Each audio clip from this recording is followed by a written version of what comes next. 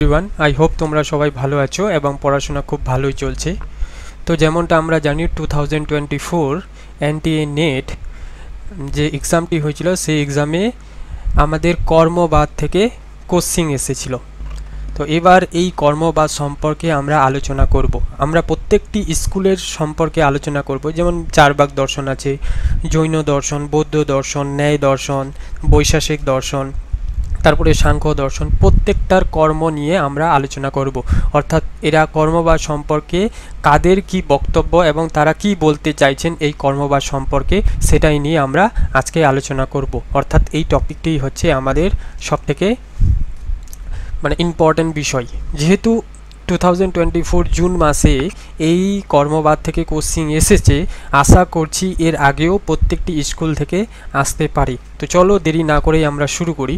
তো প্রথমে আমরা জেনারেল কনসেপ্টটি জেনে নিব যে প্রথম কর্মবাদ বলতে আমরা কি বুঝি।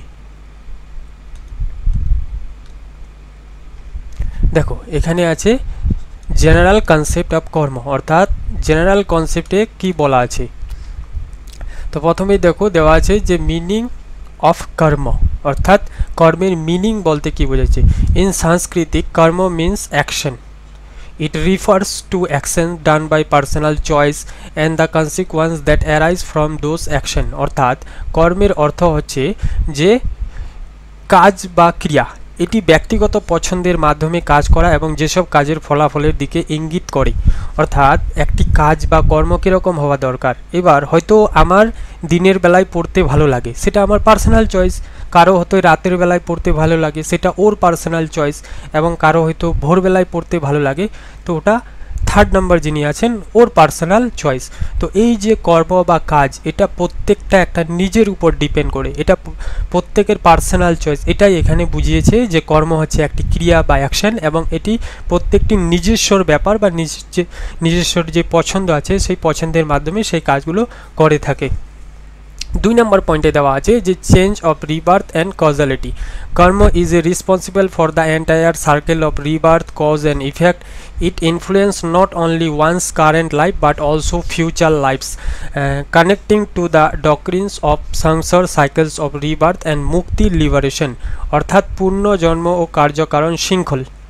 এই যে আমরা কর্ম করছি, এই কর্মটা শুধু এই বর্তমান লাইফের জন্য না, আমরা এখন ভালো কাজ করছি না খারাপ কাজ করছি সেটা কিন্তু আমাদের ফিউচার লাইফ ডিসাইড করবে, বা আমরা পাস্টে যা করে এসেছি সেটা বর্তমান লাইফে আমাদের ডিসাইড করবে। যেটা এখানে লেখা আছে যে কর্মই পূর্ণজন্মের পুরো চক্রের জন্য দায়ী, যা কারণ ও ফলাফলের সাথে সম্পর্কিত। এটি শুধু বর্তমান জীবনে নয়, ভবিষ্যৎ জীবনেও প্রভাব ফেলে, যা সংসার পূর্ব জন্মের চক্র এবং মুক্তি মতবাদের সাথে সংযুক্ত। অর্থাৎ এখানে এটাই বলা হয়েছে আমরা যে কাজ করছি, প্রত্যেকটি ক্রিয়া বা প্রত্যেকটি কর্ম, এই কর্মটা কি করবে আমাদের ফিউচার লাইফও ডিসাইড করবে এবং বর্তমান যেটি লাইফ আছে সেটাও ডিসাইড করে থাকে। যেরকম আমরা পাস্টে কি করে এসেছি সেটা বর্তমান লাইফে আমাদের ডিসাইড করছে এবং বর্তমান লাইফে আমরা কি করব সেটা ফিউচার লাইফে ডিসাইড করবে। দেখো এবার 3 নম্বর পয়েন্টে কি দেওয়া আছে, ইফেক্ট অন মাইন্ড। কর্ম ইফেক্ট অন মাইন্ড। কর্ম effect the conscious, subconscious and unconscious mind, রেস্ট্রিক্টিং the freedom of the self. People control escape the consequence of their actions, which creates moral and psychological burden। অর্থাৎ এখানে এটাই বলে আছে যে মনের উপর প্রভাব। এবার এই যে কর্ম আছে, এই কর্ম আমাদের মনের উপরে কিভাবে প্রভাব ফেলতে পারে।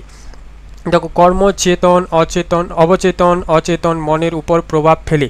অর্থাৎ এই যে কর্ম আছে সেটা চেতনভাবেও আমাদের প্রভাব ফেলতে পারে, অবচেতনভাবেও প্রভাব ফেলতে পারে এবং অচেতনভাবেও প্রভাব ফেলতে পারে, যা আত্মার স্বাধীনতাকে সীমিত করে। মানুষ তাদের কাজের ফলাফল থেকে পালাতে পারে না, যা নৈতিক ও মানসিকভাবে একটি বোঝা সৃষ্টি করে। দেখো তুমি কি কর্ম করছো বা কি না করছো সেটা কিন্তু প্রত্যেকটা তোমার ফিউচার লাইফ বা প্রেজেন্ট লাইফ ডিসাইড করছে। এ থেকে তুমি কোনোদিনও পালাতে পারবে না। তুমি হয়তো এখন ভালো কাজ করছো, তুমি হয়তো সারাদিন পড়াশোনা করছো, ইন ফিউচারে তুমি হয়তো ভালো একজন টিচার হতে পারবে বা অ্যাসিস্ট্যান্ট প্রফেসর হতে পারবে। কিন্তু তুমি যদি পড়াশোনা না করো, তোমরা পড়াশোনা না করো, কিন্তু ফিউচারে তুমি অ্যাসিস্ট্যান্ট প্রফেসর হবে বলে ভাবছো তা কিন্তু হবে না। তার জন্য তোমাকে কি করতে হবে, পড়াশোনা করতে হবে। তো ঠিক ওই রকম প্রত্যেকটি কাজের তার প্রভাব আছে, সেটা চেতনভাবে হোক, অবচেতনভাবে হোক বা অচেতনভাবে হোক। তো এটা হচ্ছে জেনারেল কনসেপ্ট। তো এবার আমরা ইন্ডিয়ান যে ফিলসফি আছে, ইন্ডিয়ান ফিলসফির প্রত্যেকটি স্কুলের যে কনসেপ্ট রয়েছে সেই কনসেপ্ট সম্পর্কে আমরা দেখব। তো প্রথমেই দেখো, প্রথমেই কার কনসেপ্ট রয়েছে, কনসেপ্ট অফ কর্ম ইন বুদ্ধিজম। এক সেকেন্ড ধরো। বুদ্ধিজমের যে কনসেপ্ট রয়েছে সেটা আমরা আলোচনা করব।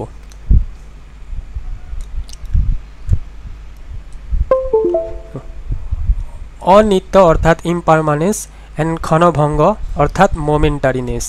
Buddhism emphasize that everything is subject to change and is momentary, deny the existence of permanent soul অর্থাৎ আত্মা। এই যে বুদ্ধিজম আছে অর্থাৎ বুদ্ধিজম যে ফিলসফি রয়েছে, ইনারা কি করছেন, ইনারা প্রত্যেকটি জিনিসকে মানে প্রত্যেকটা আত্মা হোক বা কিছু গড হোক, সোল হোক, যা কিছুই আছে না কেন সব কিছুই হচ্ছেন পরিবর্তনশীল। এরা কোনো পার্মানেন্ট সোলকে স্বীকার করে না, অর্থাৎ স্থায়ী আত্মাকে তারা স্বীকার করে না। দেখো এখানে দেওয়া আছে অনিত্যতা বা অস্থায়িত্ব এবং ক্ষণভঙ্গবাদ, মূর্তকতার মতবাদ। বৌদ্ধ ধর্ম জোর দেয় যে সমস্ত কিছু পরিবর্তন অধীন এবং মুহূর্ত স্থায়ী এবং একটি স্থায়ী আত্মার অস্তিত্ব অস্বীকার করে। তো ইনারা কি করে, ইনারা যখন কর্মবাদের কথা বলছেন তখনই প্রথমে অনিত্যতা অর্থাৎ ইমপারমানেন্স এবং ক্ষণভঙ্গ, যেটা আমরা ক্ষণিকতাবাদও বলে থাকি, যেটি মোমেন্টারিস, এই মোমেন্টারিসে প্রথমেই ইনারা বলছেন যে সব কিছুই হচ্ছে পরিবর্তনশীল, কোনোটাই স্থায়ী নয় অর্থাৎ পার্মানেন্ট নয়। এমনকি সোলকেও ইনারা পার্মানেন্ট সোল বলেননি, এটাকে ওনারা ডিনাই করছেন। 2 নম্বর পয়েন্টে বলা আছে নো ট্রান্সমাইগ্রেশনস অফ দ্য সোল, অর্থাৎ আত্মার যে পূর্ণ জন্ম, আত্মার যে দ্বিতীয়বার জন্ম হয় সেটা ইনারা কি করছেন, স্বীকার করছেন না। Since Buddhism deny the soul's permanence. প্রথমে ইনারা কি স্বীকার করলেন বা যেটা অস্বীকার করলেন যে সোল হচ্ছেন পারমানেন্ট, অর্থাৎ ইনারা বলছেন যে সোল হচ্ছে কি ইনপারমানেন্স, সোল পারমানেন্ট হতে পারে না। It is also reject the transmigrations of the soul after death. তাহলে এই যে মৃত্যুর পর, আত্মার মৃত্যুর পর যে পুনর্জন্ম, এই পুনর্জন্মকে অস্বীকার করছেন। Everything is conditional, dependent and relative, subject to birth and death. অর্থাৎ জন্ম থেকে শুরু করে মৃত্যু পর্যন্ত প্রত্যেকটি জিনিস হচ্ছে কি কন্ডিশনাল, ডিপেন্ডেন্ট অ্যান্ড রিলেটিভ। আমি তোমাদের জন্য বাংলাটাও দিয়ে দিচ্ছি, বাংলাটা তোমরা দেখতেও পারো যে এখানে আছে আত্মার পুনর্জন্ম নয়, অর্থাৎ আত্মার পুনর্জন্ম ইনারা স্বীকার করছেন না। যেহেতু বৌদ্ধ ধর্ম আত্মার স্থায়িত্ব অস্বীকার করে, এটি মৃত্যুর পরেও আত্মার পুনর্জন্মও অস্বীকার করে। সব কিছুই শর্তাধীন, নির্ভরশীল এবং আপেক্ষিক, জন্ম এবং মৃত্যুর অধীন। অর্থাৎ জন্ম থেকে মৃত্যু পর্যন্ত যা কিছুই রয়েছে সব কিছুই হচ্ছেন চেঞ্জেবল, অর্থাৎ প্রত্যেকটি জিনিস হচ্ছেন চেঞ্জ এবং কন্ডিশনাল, ডিপেন্ডেন্ট ও রিলেটিভ। 3 নম্বর পয়েন্টে বুদ্ধিজম কি বলছে যে নো এক্সটার্নাল এজেন্সি, অর্থাৎ কোনো বাইরের সংস্থা নয়। কর্ম operate without the need for any permanent conscious agent like আত্মা অর সোল। এই যে কর্ম আছে, এই কর্ম কি করছে প্রকৃতভাবে, এখানে দেখো দ্য রেজাল্ট অফ অ্যাকশনস কর্ম follow naturally without divine regulation. অর্থাৎ এই যে কর্ম রয়েছে, এই কর্ম কিন্তু কোনো গড বা কোনো আত্মার মাধ্যমে হস্তক্ষেপ হয় না। এটি কি করে, এটি নিজে নিজে অর্থাৎ ন্যাচারালি প্রকৃতভাবেই ঘটে। এই দেখো কর্মফল বা কার্যফল প্রকৃতভাবেই ঘটে, এটি নিজে নিজে প্রকৃতভাবে ঘটে। একে ঘটানোর জন্য ঈশ্বরেরও কোনো হস্তক্ষেপ থাকে না, আত্মারও কোনো হস্তক্ষেপ থাকে না, এটা এখানে বলা আছে। এবার 5 নম্বরে কি বলেছে, 5 নম্বরে দেখো 5 স্কন্ধ, অর্থাৎ 5টি যে স্কন্ধ রয়েছে, রূপ স্কন্ধ, বেদনা স্কন্ধ, সংস্কার স্কন্ধ, সঙ্গ স্কন্ধ, আরেকটা কি যেন আছে এখন আমার ঠিক মনে পড়ছে না। এই 5টি স্কন্ধ তোমাদের পড়তে হবে, দেখতে হবে যে কি কি বলা আছে। এখানে যেরকম ইংলিশটা দেওয়া আছে matter, feeling, perceptions, disposition and consciousness, এই 5টি স্কন্ধের কথা বলা আছে। এবার সরি এখানে 4 হয়ে গেছে, 5 হওয়া দরকার ছিল। তারপরে আছে suffering and liberation. Suffering and liberation অর্থাৎ দুঃখ ও মোক্ষ বা মুক্তি।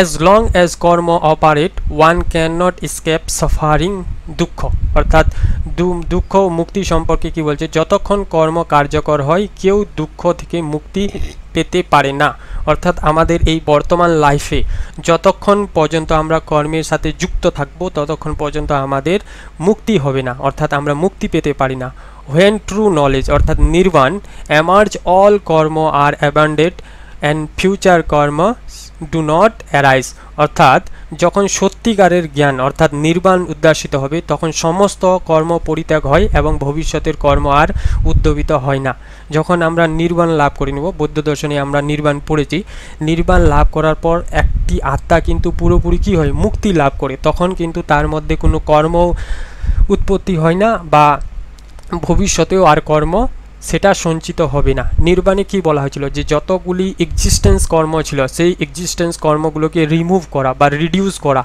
সেগুলোকে একবারে রিমুভ করে দিয়ে আত্মা কি করবে মুক্তি লাভ করবে এটাই এখানে বলা আছে তো প্রথমেই আমরা কি দেখলাম যে বুদ্ধিজম দর্শনে ক্ষণিভঙ্গের কথা বলা হয়েছে অর্থাৎ অনিত্যতা পার্মানেন্সেরও কথা বলা হয়েছে সব কিছুই হচ্ছে কি ইনপারমানেন্সের কথা বলা হয়েছে সব কিছুই হচ্ছে পরিবর্তনশীল কোনো কিছুই পার্মানেন্ট নয় এমনকি আত্মাকেও ওনারা কি বলছেন ইনপারমানেন্স অর্থাৎ আত্মাও কিন্তু পার্মানেন্ট সোল নয় আত্মা যারা আত্মাকে পার্মানেন্ট সোল বলেছেন ওনাদের এই বক্তব্যকে বুদ্ধিজম কি করছে খণ্ডন করছে বা ডিনাই করছে তারপরে দ্বিতীয়ত দেখলাম যে no transmigrations of the soul অর্থাৎ আত্মার পুনর্জন্ম হয় না তৃতীয়ত ওনারা বলছেন যে এই যে কর্ম এই কর্মকে অপারেট করার জন্য ঈশ্বরের কোনো হস্তক্ষেপ নয় এটি ন্যাচারালি কি করে ঘটে থাকে চতুর্থে দেখলাম যে 5টি স্কন্ধের কথা বলা হয়েছে এবং 5 নম্বরে দেখলাম যে যতক্ষণ পর্যন্ত একটি আত্মা বা একটি মানুষ কাজকর্মের সাথে যুক্ত থাকবে ততক্ষণ পর্যন্ত সে দুঃখ থেকে মুক্তি পাবে না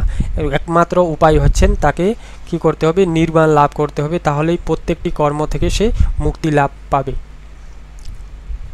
এবার আমরা চলে আসব কনসেপ্ট অফ হিন্দুইজম হিন্দুইজমে কি বলা হয়েছে কর্ম সম্পর্কে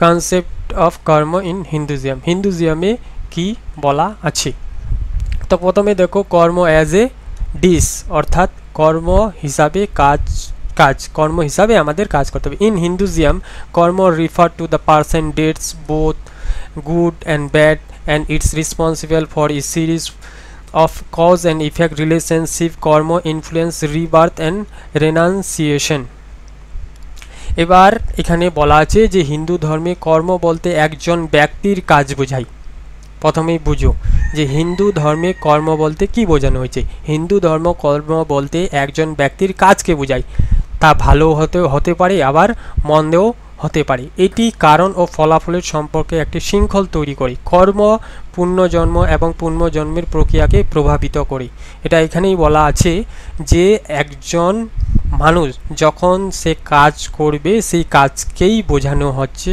কর্ম এটি হিন্দু ধর্মে বলা হয়েছে আর এই কাজ ভালোও হতে পারে খারাপও হতে পারে হয়তো আনন্দও দিতে পারে সেই কাজ আবার দুঃখও দিতে পারে তো এই কারণ ও ফলাফলের সম্পর্কে একটি শৃঙ্খল তৈরি করে বা কজ ও ইফেক্ট তৈরি করে এবং relationship karma influence rebirth and রেনাউন্সিয়েশন পুনর্জন্ম ও পুনর্জন্মের প্রক্রিয়াকে কি করে প্রভাবিত করে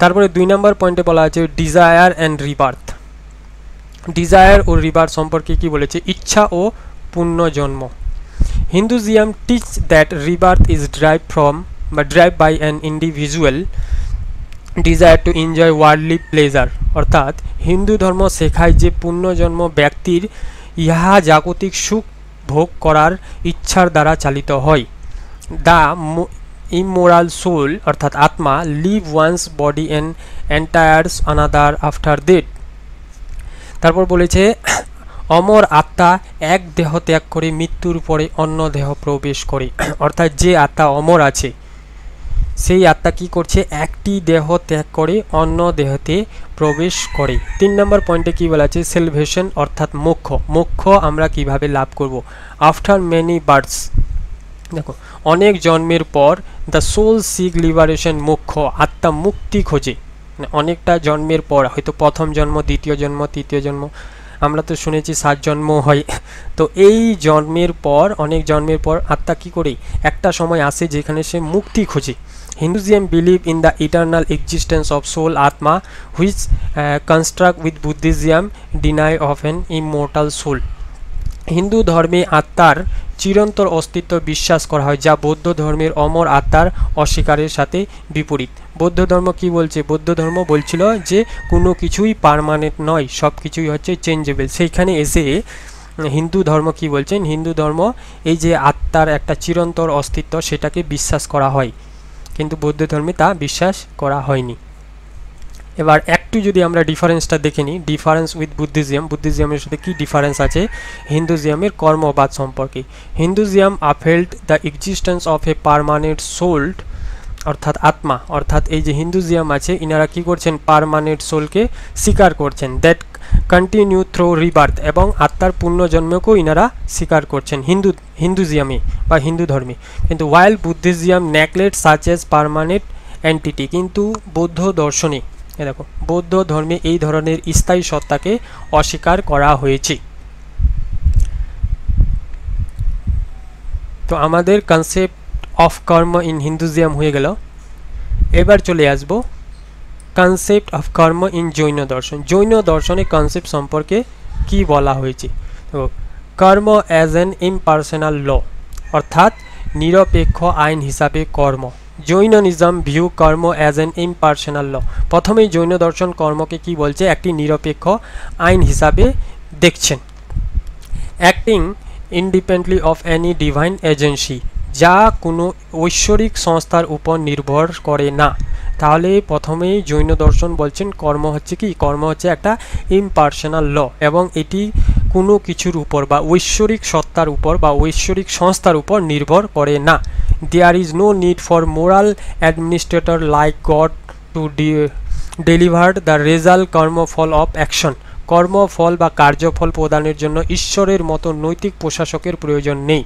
এখানে আমরা ন্যায় বৈশাসিকের সাথে একটু ডিফারেন্স পাবো। ন্যায় বৈশাসিক কিন্তু এই যে কর্ম আছে, যখন আমরা যাব কর্মকে ওনারা মানে কর্মের মোরাল হিসাবে ওনারা অ্যাডমিনিস্ট্রেটরকে মেনে নিচ্ছেন, কিন্তু জৈন দর্শন কিন্তু এখানে মানছেন না। জৈন দর্শন বলছেন যে এই যে কর্মফল আছে, এই কর্মফল প্রদানের জন্য ঈশ্বরের মতো নৈতিক প্রশাসকের কোনো প্রয়োজন পড়ে না। দ্বিতীয় নম্বর পয়েন্টে কি আছে? Permanent soul. Unlike Buddhism, Buddhism কি করেছিল? পার্মানেন্ট সোলকে ডিনাই করেছিল। তো এইখানে আবার জৈন দর্শন বুদ্ধিজমকে কি করছে? এর বিপরীতে বলছে। এর বিপরীতে কি বলে? Jain believe that the soul, অর্থাৎ আত্মা ইজ পার্মানেন্ট। তাহলে জৈন দর্শনও কিন্তু কি করছে?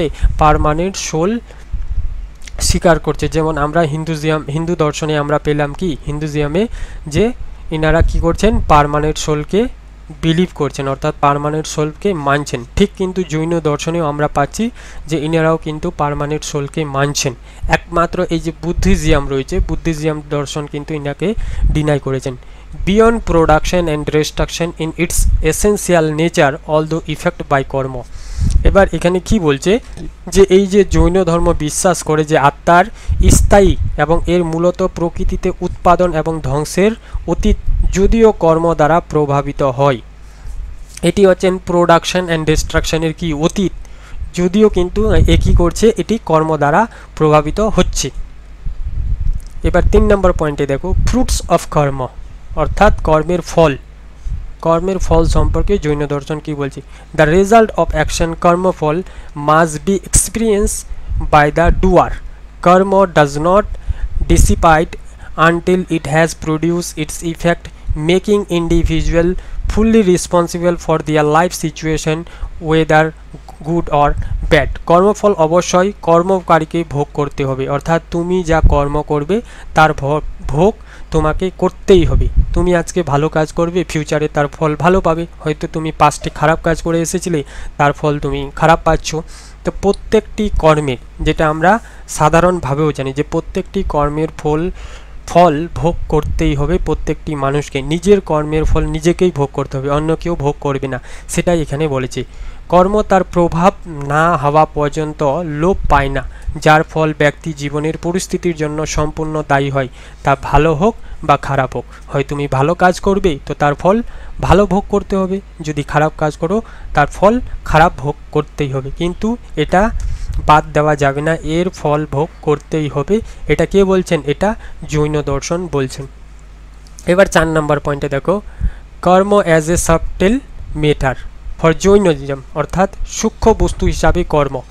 Jainism, karma is not just a metaphysical concept, it is a type of material substance or particle that physically binds to the soul based on the individual actions। অর্থাৎ জৈন ধর্মের মতে কর্ম শুধুমাত্র একটি দার্শনিক ধারণা নয়, বা এটি শুধু মেটাফিজিক্যাল কনসেপ্ট নয়, এটি এক ধরনের বস্তু বা কণা যা ব্যক্তির কর্মের উপর ভিত্তি করে আত্মার সাথে শারীরিকভাবে আবদ্ধ হয়। এবার 5 নম্বর পয়েন্টে কি দেওয়া আছে? Obstructions to spiritual nature. আমি তোমাদের জন্য বাংলাটাও দিয়ে দিচ্ছি, বাংলাটাও দেখে নেবে।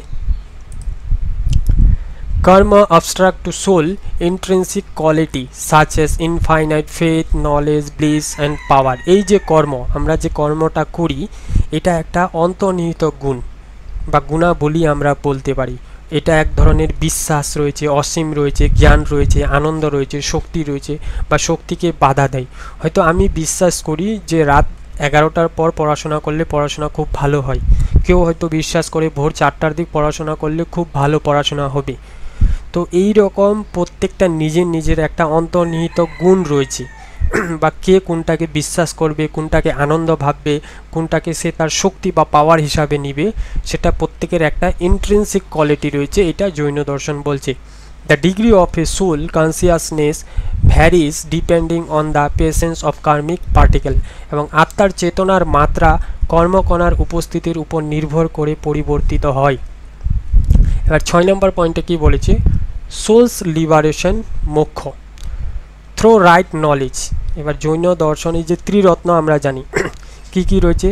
সম্যক দর্শন, সম্যক জ্ঞান, সম্যক দর্শন, সম্যক চারিত্র। এই তিনটির কথাই এখানে বলা হয়েছে, যে right knowledge, right faith and right conduct. Soul can eliminate karmic particles once freed from karma. The soul attain infinite knowledge, power, bliss, resides in the highest part of the universe beyond the material world। আত্মার মুক্তি। এবার আমরা মুক্তি কিভাবে পাবো? এটা জৈন দর্শনের কথা। সঠিক জ্ঞান, অর্থাৎ এটা সঠিক জ্ঞান হবে না, এখানে হবে সম্যক জ্ঞান, তারপরে সম্যক দর্শন, সম্যক চারিত্র। এই আচরণের মাধ্যমে আত্মা কর্মকণা থেকে মুক্তি পেতে পারি। তাহলে জৈন দর্শনে মুক্তি আমরা কিভাবে পেতে পারি? ত্রিরত্নের মাধ্যমে, সম্যক জ্ঞান, সম্যক দর্শন, সম্যক চারিত্র। এই তিনটির মাধ্যমে আমরা মুক্তি পেতে পারি। একবার কর্ম থেকে মুক্তি হলে আত্মা অসীম জ্ঞান, শক্তি ও আনন্দ লাভ করি। যদি একবার মুক্তি পেয়ে যায় আত্মা, তাহলে সেই আত্মা কি করে? অসীম জ্ঞান লাভ করে নেই এবং আনন্দ লাভ করি, বস্তুগত জগতের বাইরে বিশ্বের সর্বোচ্চ স্থানে অবস্থান করে, এবং মুক্তি হওয়ার পর সেই আত্মা কি করে? একটা এই বস্তুগত জগৎ থেকে বাইরে চলে যায়, যা সর্বোচ্চ স্থানে অবস্থান করে। এটা হচ্ছে জৈন দর্শনের কর্মের কনসেপ্ট। এবার আমরা পড়ব সাংখ্য দর্শন। দেখো, এবার রয়েছে সাংখ্য দর্শন, যোগ দর্শন, ন্যায় বৈশাসিক দর্শন এবং মীমাংসা দর্শন। তো প্রথমে আমরা সাংখ্য দর্শনটা দেখব। সাংখ্য দর্শনে কি বলা আছে? প্রথম নম্বর পয়েন্টে আছে কর্ম অ্যান্ড কর্তা ভোক্তা ডিস্টিংশন। সাংখ্য অ্যাবসেট এ সেপারেশন বিটুইন ডুয়ার, অর্থাৎ ডুয়ার বলতে কর্তাকে বোঝানো হয়েছে, অ্যান্ড দ্য এক্সপেরিয়েন্সার অর্থাৎ ভোক্তা। তো কর্ম ও কৃত ভোক্তা বিভাজন, এদের মধ্যে যে বিভাজন রয়েছে সেই বিভাজনটার কথা এখানে বলছে। সাংখ্য দর্শন কর্তা এবং ভোক্তা এর মধ্যে একটি পৃথকীকরণ মেনে নেয়, এদের মধ্যে একটা কি সেপারেশন মেনে নেয়। প্রকৃতি অর্থাৎ আনকনসিয়াসনেস নেচার এবং পারফর্ম অ্যাকশন। প্রকৃতি যে আছে, প্রকৃতি অচেতনভাবেই কাজ করে, এবং পুরুষ যেটা রয়েছে, পুরুষ কি চেতনভাবে কাজ করে, অর্থাৎ কনসিয়াসনেসভাবে কাজ করে। তারপরে 2 নম্বর পয়েন্টে দেওয়া আছে গুণস অ্যান্ড কর্ম। গুণ অ্যান্ড কর্ম সম্পর্কে কি বলছে? কর্ম ইজ এ রেজাল্ট অফ 3 গুণ। এই যে কর্ম রয়েছে, কর্ম প্রকৃতির 3টি গুণ আছে, সত্য, রজ অ্যান্ড তমস। এই 3টি গুণের কথা বলছেন। কর্মের 3টি গুণ রয়েছে। অফ প্রকৃতি, এর ফল। It is irrelevant whether the karma is good, bad or indifferent, such as karma always lead to bondage, not liberation। কর্ম ফল মন্দ নিরপেক্ষ যাই হোক না কেন তা সবসময় বন্ধনের দিকেই নিয়ে যায়, মুক্তির দিকে নয়। এই যে কর্ম আমরা করছি, আমাদের যে ডিজায়ার রয়েছে, আমাদের প্লেজার রয়েছে, এই ডিজায়ার প্লেজারগুলো কি করছে, আমাদের নিয়ে যাচ্ছে দুঃখের দিকে, অর্থাৎ বন্ধনের দিকে, আমরা যেটাকে বন্ডেজ বলি, বন্ধনের দিকে নিয়ে যাচ্ছে। এটা কিন্তু মুক্তির পথ নয়। তাহলে আমাদের মুক্তির পথে নিয়ে যেতে পারে কিভাবে? আমাদের এই কর্ম থেকে প্রথমে নিজেকে মুক্তি করতে হবে, তাহলেই আমরা মোক্ষের দিকে যেতে পারবো। এটা কিন্তু আমরা সাংখ্য দর্শনের কি পড়ছি, কনসেপ্ট অফ কর্ম। তারপরে 3 নম্বর পয়েন্টে দেখো, 3 নম্বর পয়েন্টে দেখা যাচ্ছে লিবারেশন থ্রু নলেজ। এবার আমরা জ্ঞান দ্বারা মুক্তি কিভাবে লাভ করব। লিবারেশন মোক্ষ is not achievable through the কর্ম, অর্থাৎ এই যে মুক্তি আছে, মুক্তি কর্মের মাধ্যমে নয়, বা মুক্তি কর্মের মাধ্যমে হয় না। আমরা এই যে মুক্তি, এই মুক্তি কর্মের মাধ্যমে পেতে পারি না। থ্রু নলেজ, জ্ঞান, শুধু পেতে পারি জ্ঞানের মাধ্যমে, বা জ্ঞানের মাধ্যমে আমরা এই মোক্ষকে অর্জন করতে পারি। Action whether done with or without attachment is still bind in the soul। কর্ম তা আসক্তি সহ আসক্তি ছাড়াও করা হোক, তা আত্মাকে কি করে বাঁধনেই ফেলি। এই যে কর্ম আছে, কর্মের মাধ্যমে আমরা কিন্তু মুক্তি লাভ করতে পারবো না। আমাদের মুক্তি লাভ করতে হলে কি করতে হবে, আমাদের জ্ঞান রাখতে হবে, অর্থাৎ জ্ঞানের মাধ্যমেই আমরা কি করতে পারবো, মুক্তি লাভ করতে পারবো। 4 নম্বর পয়েন্টে, 4 নম্বর পয়েন্টে সাংখ্য দর্শন কি বলছে, প্রকৃতি অ্যাজ দ্য ডুয়ার, অর্থাৎ কর্মফলকারী হিসাবে প্রকৃতি। In Samkhya prakriti nature is the doer of actions, not the self purusha which is inactive. কি বলছে, সাংখ্য মতে প্রকৃতি কাজের অধিকারী, আত্মা পুরুষ নয়, আত্মা কিন্তু পুরুষ নয়, যা নিষ্ক্রিয়। Karma is a part of the functions of the gunas of prakriti and the self is neither bound nor liberation. কর্ম প্রকৃতির গুণাবলীর কার্যবলীর অংশ এবং আত্মা বাধিত বা মুক্ত নয়। এবার 4 নম্বর পয়েন্টে দেখো, phenomenal transmigrations of self. Samkhya believe in the transmigrations of the phenomenal soul and karmic reduce, but from a transcendental perspective the self purush does not transmigrate। এবার এই যে সাংখ্য দর্শন আছে, সাংখ্য দর্শন কি করছে, আত্মার পুনর্জন্ম বিশ্বাস করছে। ফেনোমেনাল ট্রান্সমিগ্রেশনস অফ দ্য সোল, অর্থাৎ আত্মার যে পুনর্জন্ম সেটাকে ইনারা স্বীকার করছেন, কিন্তু অন্তর্দৃষ্টির দৃষ্টিতে আত্মা পুরুষ স্থানান্তর হয় না বা স্থানান্তরিত হয় না। এটুকু মনে রাখবে যে সাংখ্য দর্শন কি করছেন, সাংখ্য দর্শন আত্মার পুনর্জন্ম বিশ্বাস করছে, কিন্তু অন্তর্দৃষ্টির দৃষ্টিতে আত্মা, যেটাকে আমরা পুরুষ বলি, আত্মা কি করছে, স্থানান্তরিত হয় না। তো এই ছিল সাংখ্য দর্শনের কর্মবাদ। এবার আমরা চলে আসব যোগ দর্শন। যোগ দর্শনে কর্মবাদ সম্পর্কে কি বলেছে, গড অ্যান্ড কর্ম। যোগ মেনটেন দ্যাট গড অর্থাৎ ঈশ্বর is beyond the law of karma and is not subject to it. প্রথমে ইনারা বলছেন যে যোগ মতে ঈশ্বর কর্মের আইনের ঊর্ধ্বে এবং এর অধীনে নয়। God does not maintain moral order or reward or punish based on কর্ম। আমরা যতগুলোই কর্ম করি না কেন, এই কর্মের যে একটা পুরস্কার রয়েছে বা শাস্তি রয়েছে, এটা কিন্তু ঈশ্বর দেয় না বা ঈশ্বরের নৈতিক শৃঙ্খলা বজায় রাখে না। প্রথমে বলছে যে god does not maintain moral order, অর্থাৎ ঈশ্বর নৈতিক শৃঙ্খলা বজায় রাখে না, or reward punish based on কর্ম, এই কর্মের ভিত্তিতে পুরস্কার বা শাস্তিও দেয় না। এটি যোগ দর্শন বলছেন। কর্ম অ্যান্ড লিবারেশন, কর্ম এবং লিবারেশন সম্পর্কে বা মুক্তি সম্পর্কে ওনারা কি বলছেন, লাইক সাংখ্য, সাংখ্য দর্শনের মতো ওনারা স্বীকার করছেন যে যোগ emphasise that liberation is not achieve through the কর্ম, কর্মের মাধ্যমে আমরা মুক্তি লাভ করতে পারি না। যেমন আমরা সাংখ্য দর্শনে কি দেখলাম, সাংখ্য দর্শন বলছেন যে কর্মের মাধ্যমে আমরা মুক্তি লাভ করতে পারি না, মুক্তি লাভ করার জন্য আমাদের কি করতে হবে, জ্ঞানের মাধ্যমে। একইভাবে এখানে যোগ দর্শনও বলছেন থ্রু নলেজ অ্যান্ড প্র্যাকটিস, আমরা জ্ঞানের মাধ্যমে এবং যোগের মাধ্যমে এই কর্ম লাভ করতে পারি, এটা যোগ দর্শন বলছেন। তারপরে 3 নম্বর পয়েন্টে বলছেন সিমিলারিটিস উইথ আদার স্কুল। এবার অন্যান্য স্কুলের সাথে এই যোগ দর্শনের সিমিলারিটিস কি রয়েছে। যোগ অ্যাগ্রি উইথ বুদ্ধিজম, যোগ প্রথমেই বুদ্ধিস্ট দর্শনের সাথে কি করছেন, অ্যাগ্রি করছেন, এবং সাংখ্য দর্শন, জৈন দর্শন regarding the impersonal nature of কর্ম, অর্থাৎ ইমপার্সোনাল নেচার অফ কর্মের কথা ইনারা বলছেন যোগ বৌদ্ধ ধর্ম সাংখ্য জৈন ধর্মের সাথে একমত যে কর্ম একটি নিরপেক্ষ প্রক্রিয়া। এই যে নিরপেক্ষ প্রক্রিয়া, এই নিরপেক্ষ প্রক্রিয়া যেমন যোগ দর্শন স্বীকার করছেন, বৌদ্ধ দর্শনও স্বীকার করছেন, সাংখ্য দর্শন, তার সাথে জৈন দর্শন। কিন্তু but disagree with Nyaya Vaisheshika about the role of god in administrating karma, যেটা আমি তোমাদের প্রথমেই বলছিলাম যখন হিন্দু ধর্মের কথা আমি তোমাদের বলেছিলাম, সরি হিন্দু ধর্ম না, যখন আমি তোমাদের এক সেকেন্ড দাঁড়াও, হ্যাঁ জৈন ধর্মের কথা বলেছিলাম। জৈন ধর্মতে কি বলেছিল? জৈন ধর্মতে বলেছিল যে এই যে গড আছে, গড কিন্তু অ্যাডমিনিস্টার কর্ম নয়, অর্থাৎ গড কিন্তু এই কর্মকে পরিচালিত করে না। কিন্তু ন্যায় বৈশাসিক দর্শন কি বলছেন? এই কর্মকে পরিচালিত করে।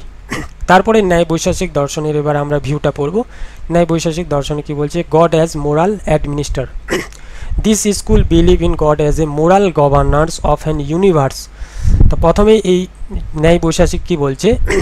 এই বিদ্যালয় হবে না, এই স্কুল হবে।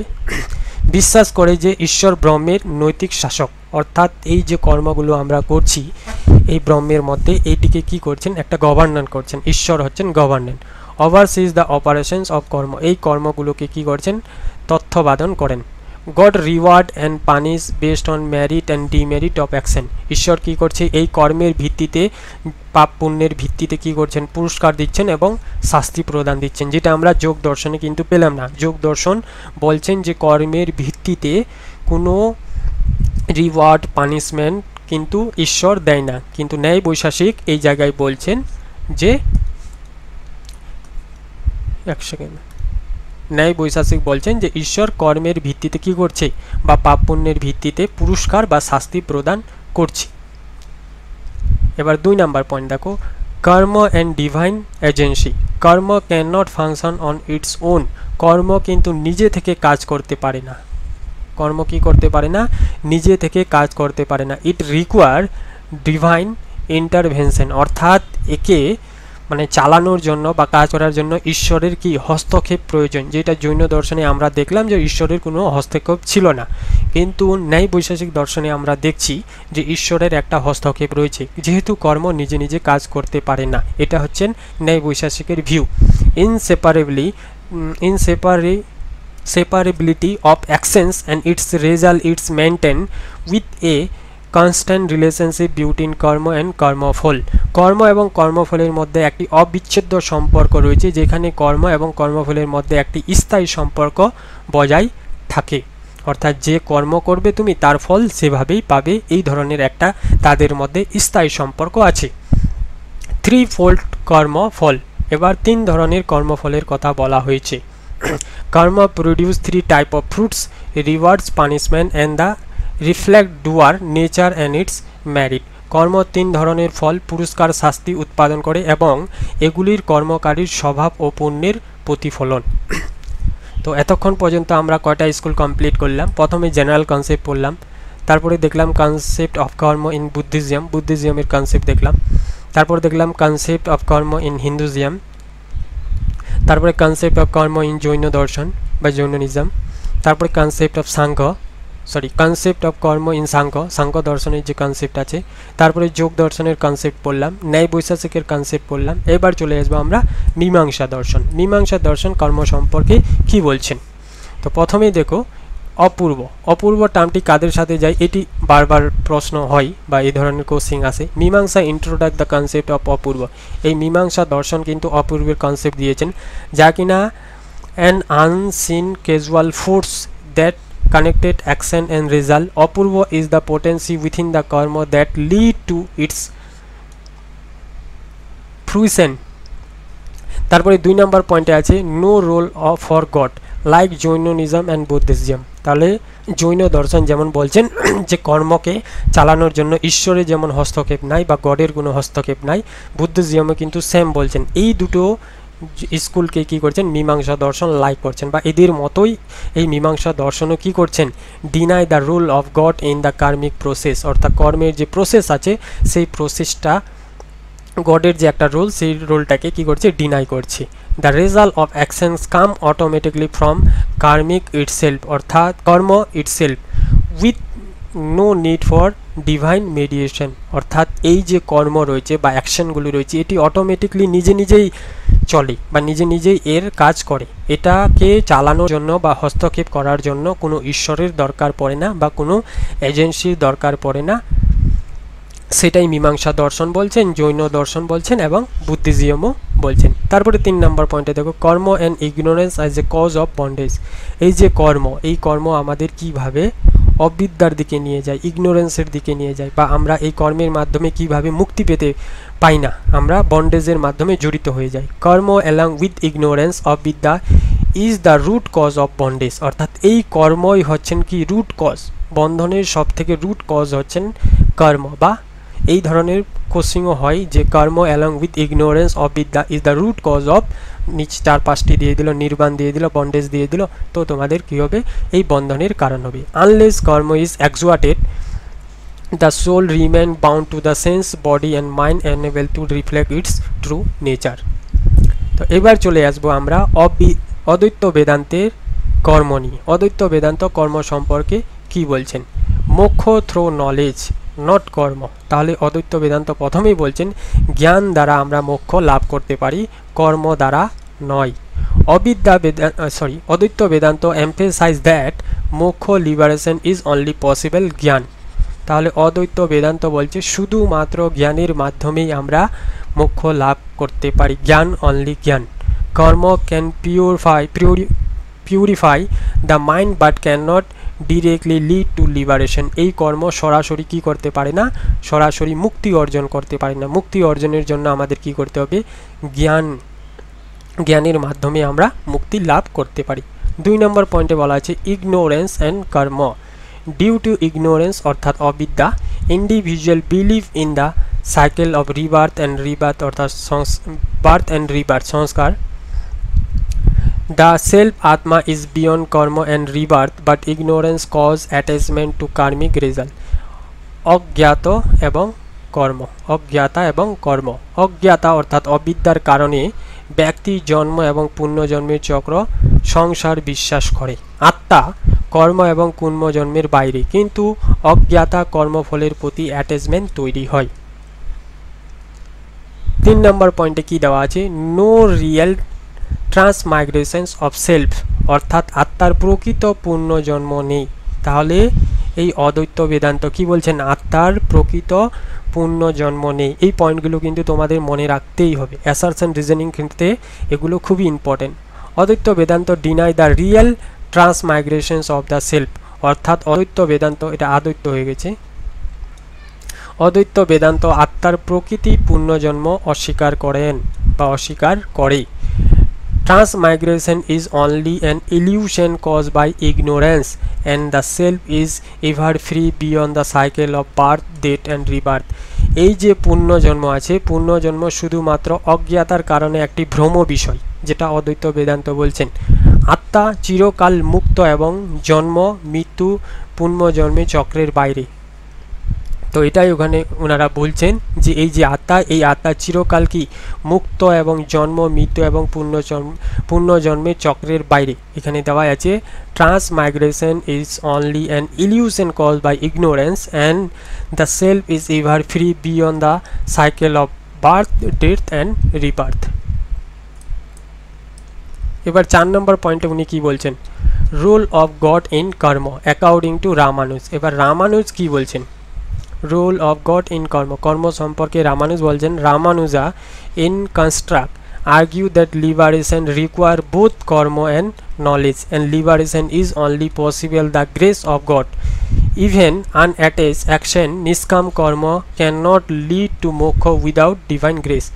কর্মে ঈশ্বরের ভূমিকা কি রয়েছে রামানুজের মতে, রামানুজা বলছেন বিপরীতে। কাদের বিপরীতে, এই যে অদ্বৈত বেদান্ত রয়েছে এদের বিপরীতে বলছেন যে যুক্তি করেন যে মুক্তির জন্য কর্ম এবং জ্ঞান উভয়ই প্রয়োজন। তাহলে আমরা দেখলাম যে অদ্বৈত বেদান্ত বলছে মুক্তির জন্য আমাদের শুধুমাত্র জ্ঞানের প্রয়োজন, কিন্তু রামানুজ এসে বলছেন যে যেরকমটা আমাদের জ্ঞানের প্রয়োজন তেমনটা আমাদের কর্মেরও প্রয়োজন, এবং মুক্তি কেবল ঈশ্বরের করুণার মাধ্যমে সম্ভব। আর এই মুক্তি সম্ভব আমাদের কিভাবে, ঈশ্বরের করুণার মাধ্যমে, অর্থাৎ গ্রেস অফ গডের মাধ্যমে। এই পয়েন্টটা মনে রাখবে, এইটুকু আমরা ডিফারেন্স পেলাম। অদ্বৈত বেদান্ত বলছেন শুধুমাত্র জ্ঞানের মাধ্যমে, কিন্তু রামানুজ বলছেন যেরকমটা আমাদের জ্ঞানের দরকার বা কর্মের দরকার, সেমন আমাদের কি গ্রেস অফ গডেরও দরকার, অর্থাৎ ঈশ্বরের করুণার মাধ্যমেই সম্ভব। তারপর বলছে এমনকি অস্বীকৃত কর্ম অর্থাৎ নিষ্কাম কর্ম যেগুলি রয়েছে ঈশ্বরের করুণা ছাড়া মুক্তি আনতে পারে না। আমরা তো অনেক নিষ্কাম কর্ম করে থাকি, সেই নিষ্কাম কর্ম করলেও কিন্তু আমাদের মুক্তি লাভ হবে না যতক্ষণ পর্যন্ত না সেখানে ঈশ্বরের করুণা থাকবে, এটাই রামানুজ বলছেন। তারপর চলে আসবো আমরা চারবাক দর্শন। এই স্কুলটাই হচ্ছে লাস্ট স্কুল। চারবাক দর্শন কর্ম সম্পর্কে কি বলছেন? ডিনায়াল অফ কর্ম। প্রথমে ইনারা কি করছেন? কর্মকে ডিনাই করছেন বা রিজেক্ট করছেন। রিবার্থ অ্যান্ড আফটার লাইফ অর্থাৎ পুনর্জন্মকেও ইনারা কি করছেন? পুরোপুরি রিজেক্ট করছেন।